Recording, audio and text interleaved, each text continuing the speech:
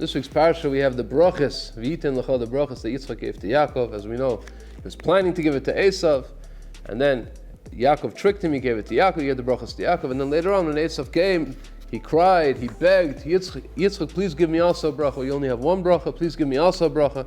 And Yitzchak gave him a bracha.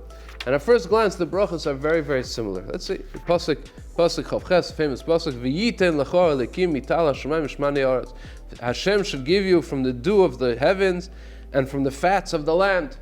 And if we look at the bracha that he gave Esau, Hinei mishmani haaretz yeh moshavecha, the fats of the land should be where you settle, mital hashamayim yal, and from the dew of the skies, the heavens from above. Seems the same thing, but there's two very glaring differences between the two brachas. First of all, when he benches Yaakov, he thinks it says, but he benches Yaakov, he says, first mital hashamayim, and then shmani haaretz. First he mentions the dew of the heavens, and then he mentions the fats of the land. And by Esau's bracha, he does it the other way, mishmani haaretz yeh moshavecha mital hashamayim. The other difference is that he uses the word v'yiten l'cha. When he benches Yaakov, when he gives the bracha to Yaakov, he says Hashem should grant you matana. He should give you a gift, v'yiten. And in the pasuk of the bracha of Esav, he named Shmani Haaretz Yeh Moshavecha. It should be the place where you settle. Where you settle should be among the fats of the land.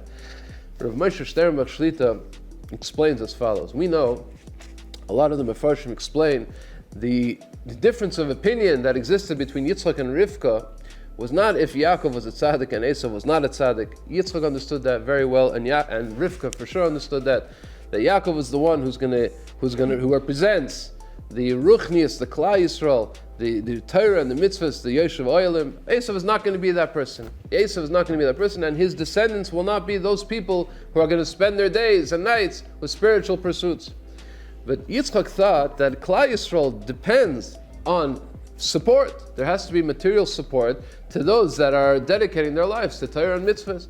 And L'maaseh, Yitzchak was right. We know in the end of the Torah, when Moshe gives the bracha to all the Shvatim, he gives the bracha to Zvulun and Yisachar together. Smach Zvulun b'tzesecha, Yisachar b'ayalecha. Yisachar sits in the oil of Torah. Yisachar, the Shevet Yisachar, the descendants of Yisachar, they sit and they learn Torah. And Zvulun, who goes on his business pursuits, he should be successful, Samach Zvulun b'tzesecha, in order to support Yisachar. So we know that that's true, and that's how it should be. And Yitzchak thought that Esav should fulfill that role. That's how the Mefarshim explained. Rivka understood that Esav was too far gone.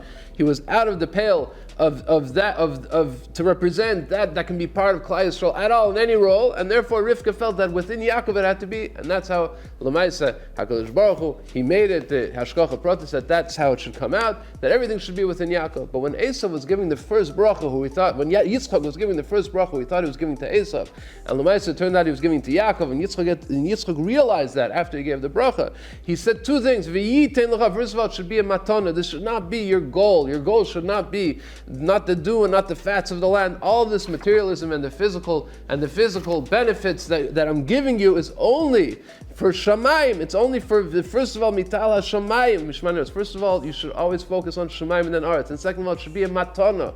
It's an additional gift that I'm giving you in order to support the spiritual pursuits of Yaakov. That's what he was telling, what he thought, what he was telling Esav. It turned out that he was telling Yaakov, that even the material brachas, the physical brachas, the material abundance that he was benching him with the dew, should be first and foremost, shamayim, and then aretz, and also should only be in the bechina of a matana. Once he realized that he gave that all to Yaakov, now comes Esav and he says, I already gave it to you. I already put that whole system in place, that Yaakov has the whole system. What am I going to give you? He says, give me another bracha. Okay, I'll give you another bracha. You should also have fats of the land and dew of the, but for you, the land is going to be the ikar. The land is going to be the main thing. And the place, Moshavecha, that's where you're going to settle. You're going to be entrenched in this materialism. This has no spiritual connotations at all. This has no spiritual connection. There's no connection between the aretz and the Shmani Haaretz and the Tal HaShamayim in order to support spirituality. It's all Moshavecha. It's all where you are. You're entrenched in this